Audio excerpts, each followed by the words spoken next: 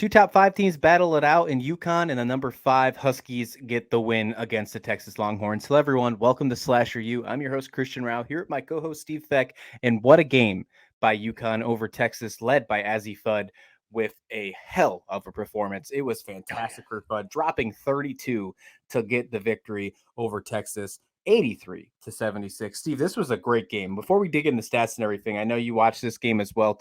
This was a fantastic outing. What was your thoughts on this one? My thoughts were with two things. One, UConn has shut up a lot of doubters, including myself. Admittedly, I was wondering, okay, with the injuries, do they have the depth, whatever? Okay, I admit I shut up. I don't have any index cards to eat my words this time, but I mean, UConn has silenced the doubters. They are going to find a way to stay in basically every game and make a deep run in the tournament. I think that was the biggest statement and the biggest takeaway from that game.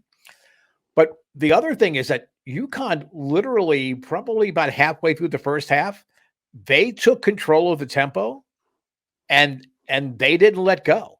I mean, they dictated what happened from about the 10, 12-minute mark, of the game on. So, I mean, hats off to the Lady Huskies, but they played a terrific game. I mean, again, you drop 30 plus points in a game against a ranked opponent. That's pretty impressive. I know that this is the last time I'm going to say it because we obviously aren't going to see it, but I would have loved to see Fudd and Beckers both in that guard court. Oh man, and then Brady as well. I don't think you can get blamed for having any concern after two huge injuries to UConn.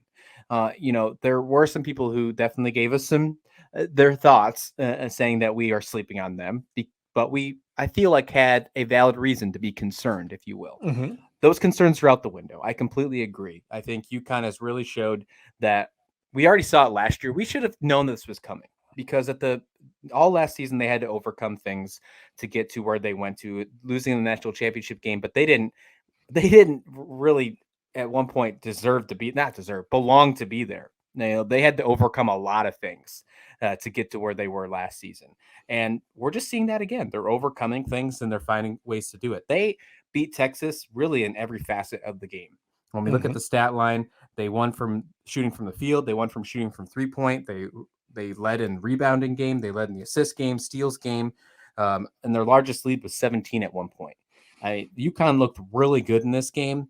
And I mean, we're going to see them play some really tough games throughout November and December.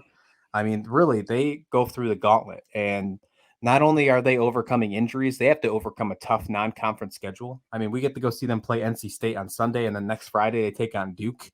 And then we're going to see them in the Jimmy V Classic against Notre Dame. And then Maryland later on in the season, and Creighton. Oh, and did I mention that's only December?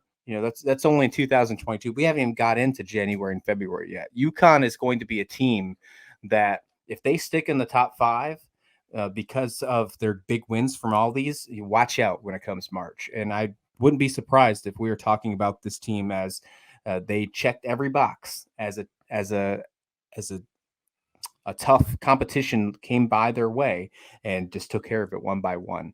And I wouldn't be surprised if we see another good game like we just saw against Texas when they face off against NC State later on this week. I think that game is going to be even a bigger test than this Texas game, which is a good thing. I mean, you keep building from game to game to game. I'm really high on the North Carolina State squad, but again, Gino Ori Emma. Okay, UConn fans, I pronounced it right this time. Okay, I'm sorry. Okay, I'm an old man with 2 heart attacks and a stroke. I'm going to mispronounce things sometimes. I apologize. But Gino Ori Emma, okay, he does not let his team quit on themselves or panic. He may be hard on them, in the timeouts or in practice, but he does not allow them any pity, any, get down on yourselves, criticizing teammates, whatever it would be in game.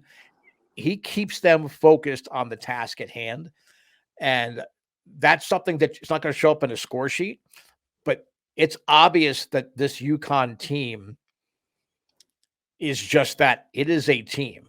Yeah. I mean, yes, you're going to have people go off and have big, but it is a team. It plays within a team concept and a team dynamic. So again, UConn, they're going to be there in the end again. I didn't know how they did it last year. But the great thing about a team like UConn, you don't care how they did it. You just, Right.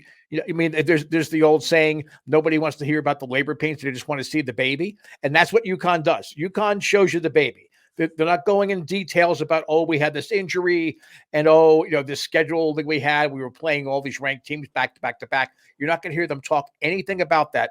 They're just going to show you the baby when it comes NCAA tournament time and even conference tournament time. They're going to be challenged in the conference, I think, in a lot of ways.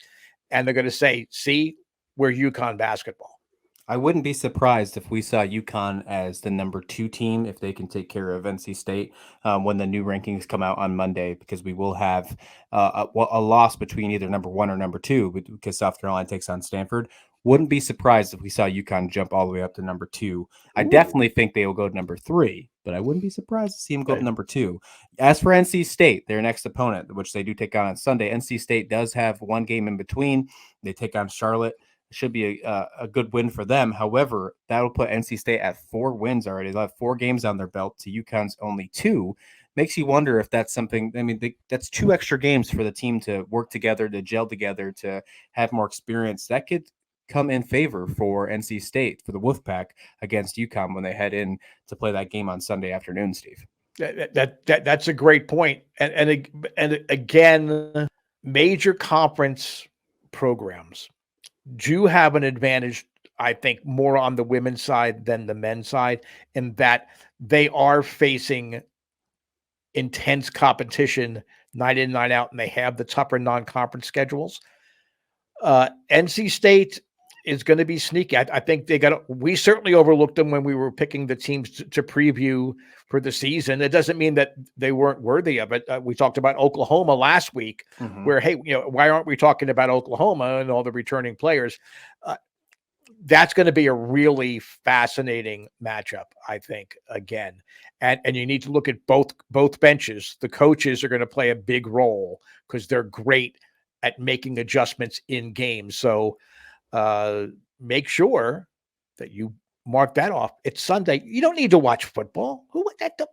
Watch women's college basketball. It's Sunday.